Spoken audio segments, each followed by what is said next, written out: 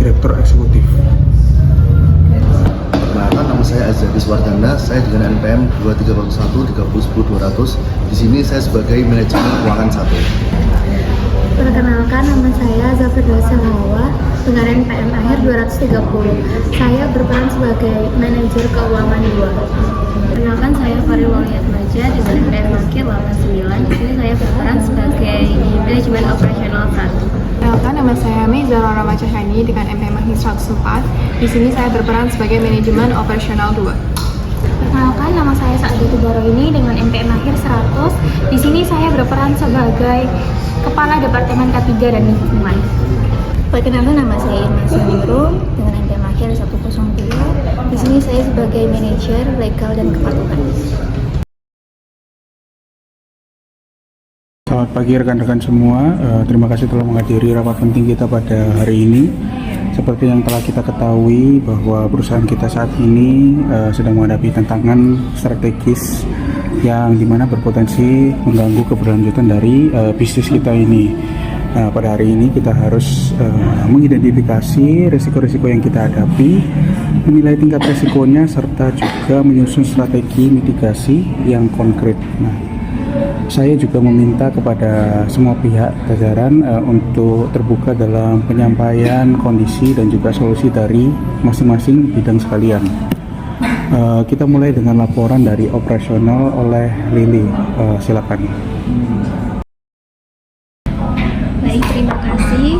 Selamat pagi yang terhormat Bapak Rivaldo selaku Direktur Eksekutif beserta rekan-rekan sekalian. Perkenalkan, sebelumnya saya Faril. Di sini saya sebagai Ketua dari Manajemen Operasional akan menyampaikan laporan terkait kondisi operasional terkini dengan fokus utama pada identifikasi resiko operasional dan langkah-langkah mitigasi yang kami rancang guna meningkatkan keselamatan kerja serta keberlangsungan operasional perusahaan. Baik, Bapak Direktur yang terhormat, dalam kurun waktu 6 bulan terakhir, perusahaan telah mengalami 2 insiden besar di area tambang terbuka. Salah satunya adalah longsornya dinding tambang yang dengan sangat kami sesalkan telah menyebabkan 1 korban jiwa dan 2 pekerja mengalami luka serius. Berdasarkan hasil evaluasi internal, kami mengidentifikasi beberapa resiko utama yang beserta kategorisasi dan rencana mitigasinya. Untuk akar masalah yang pertama pada desain lereng tambang yang tidak memenuhi faktor keamanan geoteknik, dan di sini kami mengkategorikan resiko menjadi resiko keselamatan. Dan untuk dampaknya di sini kami memberi nilai 5 karena masalah tersebut menyebabkan 1 korban dan 2 luka berat yang memiliki potensi dalam mengganggu keberlanjutan bisnis. Dan untuk frekuensinya di sini kami memberi nilai 3 karena kejadian tersebut sudah terjadi namun tidak pasti. Maka di sini kami memperhitungkan skor resiko yaitu 15. Di sini kami juga menyusun untuk langkah-langkah mitigasi. Yang pertama dengan pembentukan tim geoteknik, yang kedua dengan inspeksi harian menggunakan slope stability radar serta pengadaan real time monitoring system. Lalu masalah yang kedua pada sistem pemeliharaan alat berat yang tidak terstandar. Di sini kami mengkategorikan resiko ke risiko operasional, dan untuk dampaknya di sini kami memberi nilai 4 karena masalah tersebut dapat berpotensi menyebabkan kegagalan struktur tambang dan insiden. Dan untuk frekuensinya kami memberi nilai 4 karena sistem pemeliharaan alat berat ini tidak berjalan sesuai dengan standar yang menunjukkan bahwa frekuensi yang tinggi. Maka skor resiko kami perhitungkan menjadi 16. Dan untuk mitigasi resikonya, yang pertama dengan penyusunan SOP pemeliharaan preventif, lalu yang kedua dengan pelacakan jam operasional digital, lalu yang ketiga dengan sertifikasi mekanik.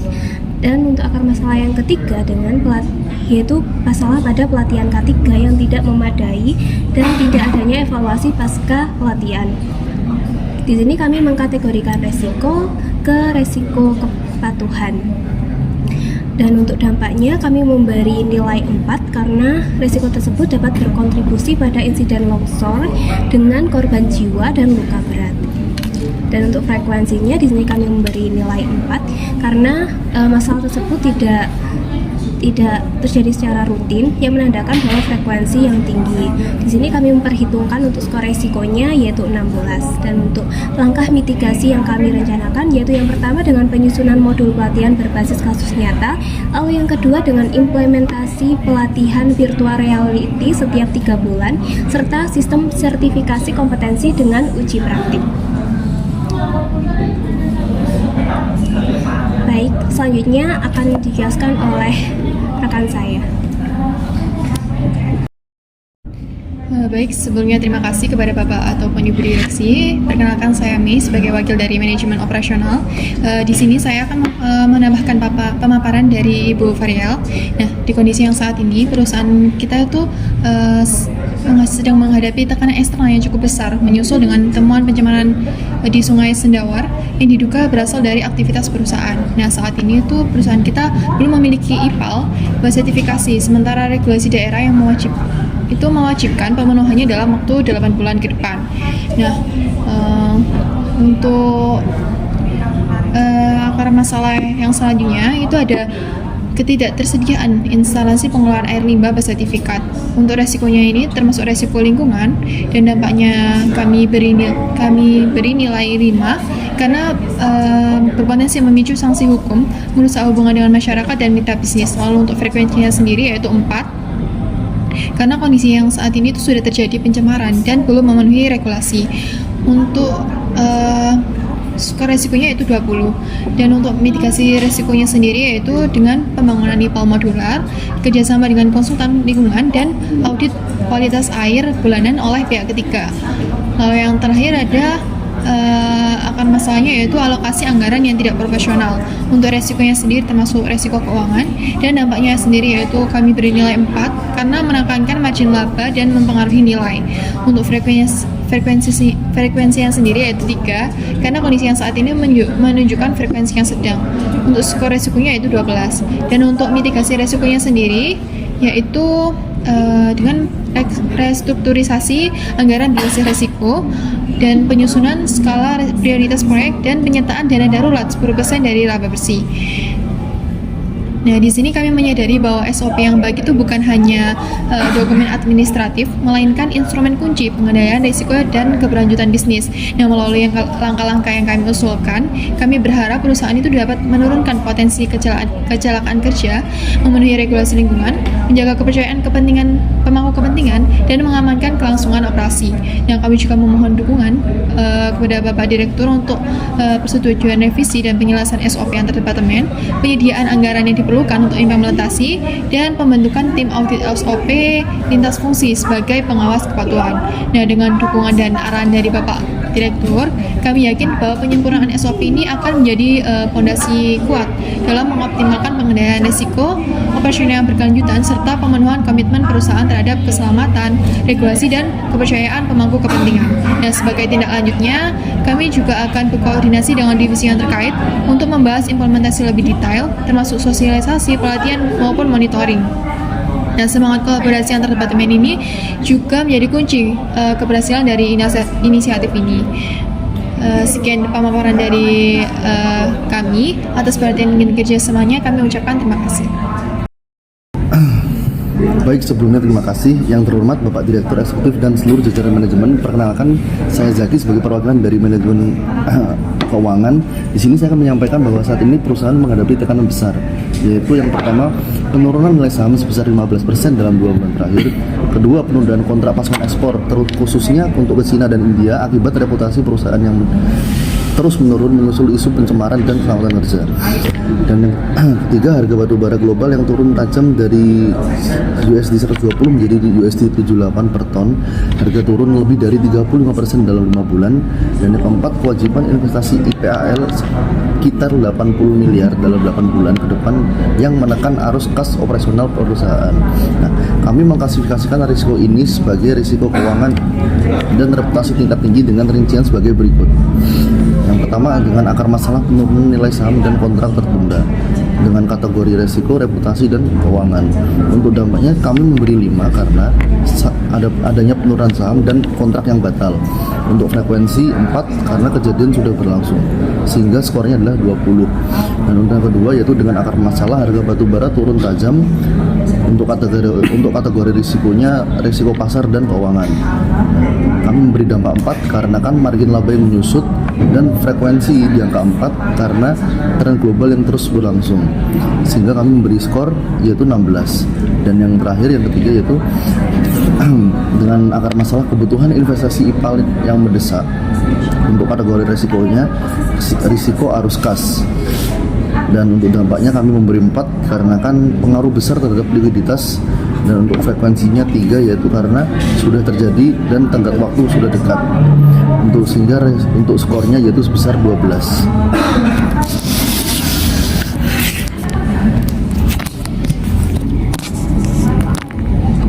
Terima kasih Bapak. Saya ingin menambahkan dari sisi strategi mitigasi keuangan yang kami susun sebagai respon atas resiko yang saat ini dihadapi oleh perusahaan.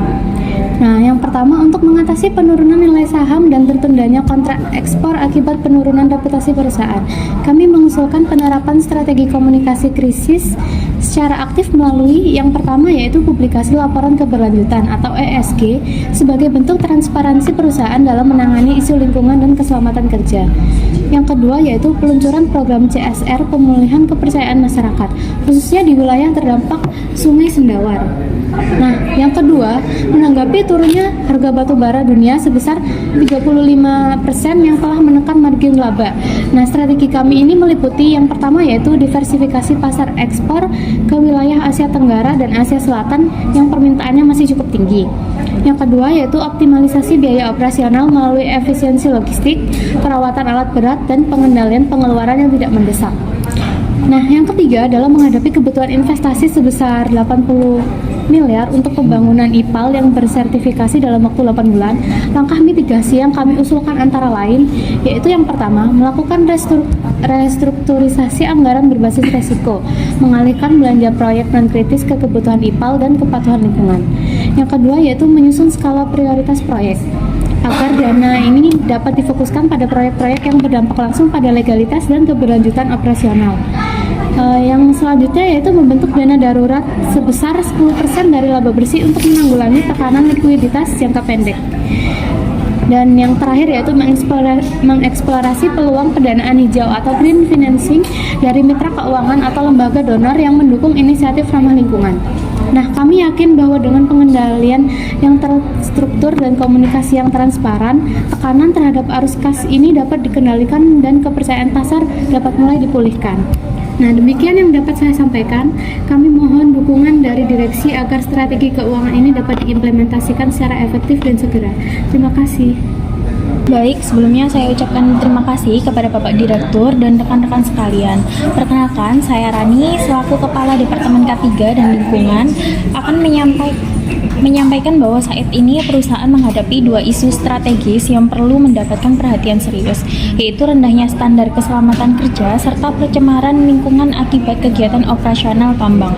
Nah, yang pertama itu insiden longsor yang mengakibatkan 1 korban jiwa dan 2 luka berat menjadi bukti lemahnya sistem K3 saat ini. Dan penyebab utamanya adalah kurangnya pengawasan operasional, minimnya pelatihan keselamatan kerja, serta tidak ada inspeksi rutin terhadap peralatan berat dan lereng tambang. Yang kedua, hasil uji laboratorium independen menunjukkan bahwa air limbah tambang kita telah mencemari Sungai Sendawar.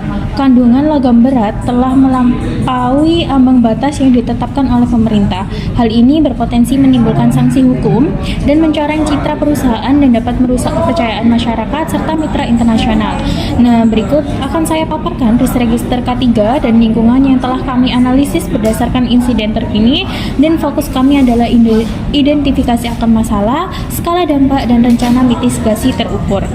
Nah, yang pertama ada kecelakaan kerja fatal yang penyebab utamanya adalah rendahnya standar K3, kurangnya pelatihan, pengawasan yang lemah, dan penggunaan alat pelindung diri atau APD yang tidak optimal. Nah, termasuk kategori resiko operasional dan keselamatan, dan dampaknya adalah 5 yang sangat serius. Akibatnya adalah korban jiwa dan luka berat. Nah, untuk frekuensinya kami beri nilai 4 karena sistem K3 yang belum berjalan efektif dan beberapa masalah lainnya. Maka dari itu skornya adalah 20. Dan untuk mitigasinya adalah revisi dan peningkatan SOP K3 untuk memastikan standar keselamatan yang memadai dan pelatihan K3 rutin dan pengawasan ketat untuk memastikan kepatuhan pekerja terhadap prosedur keselamatan. Nah, untuk yang kedua yaitu pencemaran lingkungan akibat limbah logam ke sungai yang disebabkan oleh pengelolaan limbah yang buruk, instalasi pengelolaan air limbah atau IPAL yang tidak optimal, serta pengawasan yang kurang ketat. Dampaknya kami beri skor 5 karena kerusakan ekosistem sungai, pencemaran air, penyakit masyarakat sekitar, sanksi regulator dan penolakan sosial.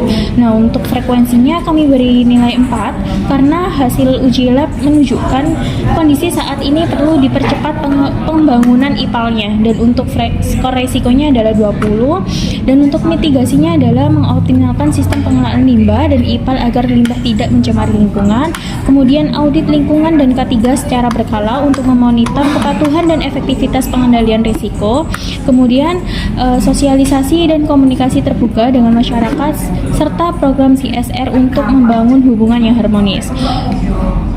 Dan untuk strategi kontingensinya untuk kedua risiko tersebut adalah tim tanggap darurat untuk kecelakaan kerja dan insiden lingkungan, komunikasi krisis yang transparan dan cepat kepada regulator dan masyarakat, negosiasi dan mediasi dengan pemangku kepentingan untuk menyelesaikan konflik sosial, dan rencana pemulihan operasi setelah sanksi atau insiden.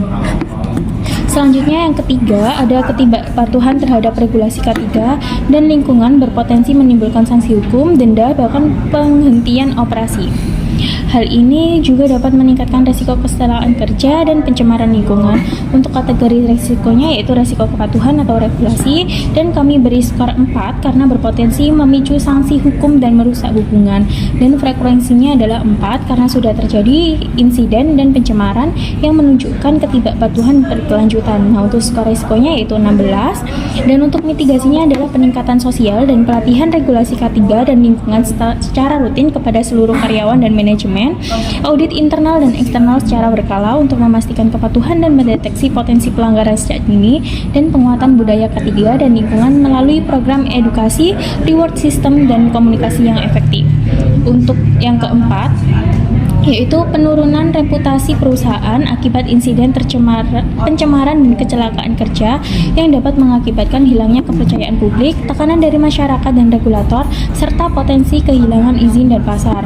Nah, untuk kategori risikonya adalah risiko reputasi dan dampaknya adalah 5 karena nilai saham turun 15%, dua kontrak ekspor tertunda, kepercayaan publik dan integritas dipertaruhkan.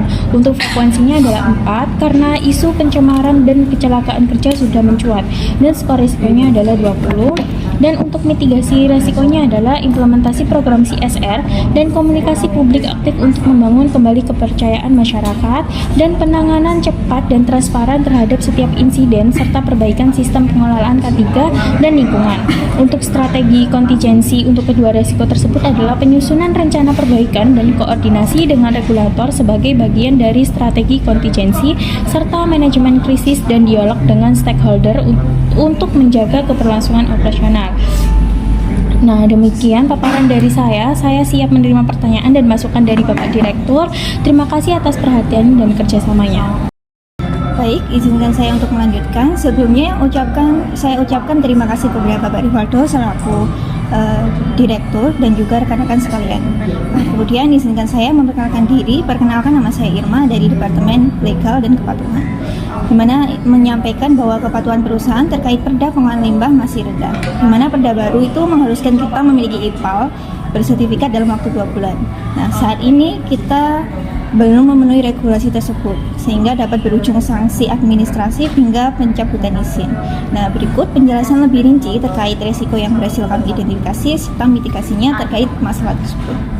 Nah, yang pertama yaitu ada akan masalah ketidakpatuhan terhadap perda pemerintah Provinsi Kalimantan Timur terkait kewajiban pembangunan IPAL bersertifikasi, di mana kategori risiko ini termasuk ke dalam risiko regulasi dan kepatuhan. Nah, dengan dampak 5 atau sangat besar karena pencabutan izin adalah dampak paling parah, berpotensi menghentikan bisnis. Kemudian frekuensi kami beri 3, di mana perda baru ini mengharuskan IPAL bersertifikasi dalam 8 bulan, saat ini belum memenuhi potensi denda waktu dekat dengan total skor resiko yaitu 15. Nah, untuk mitigasi resiko, kami akan segera menyusun roadmap pembangunan IPAL, kemudian mengajukan alokasi anggaran darurat sebesar 80 miliar, kemudian melakukan konsultasi intensif dengan Dinas Lingkungan Hidup setempat dan menggandeng kontraktor bersertifikat IPAL secara segera mungkin. Kemudian yang kedua yaitu akan masalahnya yaitu tuntutan hukum atau gugatan dari masyarakat atau lembaga swadaya masyarakat akibat pencamparan limbah tambang, di mana kategori resiko ini termasuk resiko hukum dan litigasi. Dengan kami memberi dampak 5 atau hal ini tuh sudah terjadi pencemaran di Sungai Sendawara dengan logam berat melebihi ambang batas. Nah, frekuensinya kami beri 4, di mana bukti pencemaran limbah ini sudah sampai ke Sungai Sendawara dan menurut laporan lembaga swadaya masyarakat dengan skor risiko 20. Nah, untuk mitigasinya sendiri, yang pertama yaitu koordinasi aktif dengan penasihat hukum eksternal, mediasi awal dengan masyarakat yang terdampak, kemudian menyiapkan rencana tanggap darurat hukum, serta komunikasi terbuka dan transparan. Kemudian yang ketiga yaitu gangguan terhadap kontrak mitra internasional karena kebijakan keberlanjutan.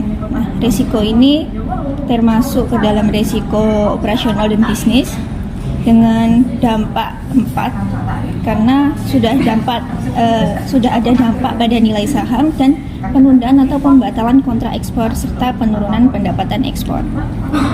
Dengan frekuensi 4 karena belum tersedianya IPAL yang sesuai standar internasional dengan total skor yaitu 16. Kemudian untuk mitigasi risiko sendiri yaitu melakukan dialog intensif dengan klien. Yang kedua, membuat rencana aksi berkelanjutan sebagai dokumen komiten. Dan yang terakhir, sertifikasi rencana IPAL oleh pihak ketiga independen. Nah, kemudian akar masalah yang terakhir yaitu pelanggaran terhadap prinsip ESG atau Environmental, Social, dan Governance dalam audit tahunan mitra investor, di mana kategori risiko tersebut ke dalam risiko ESG dan reputasi dengan dampak 5 karena dampak sangat tinggi dapat menurunkan skor ESG, risiko penarikan investor, serta sulit memperoleh pembiayaan ke depannya.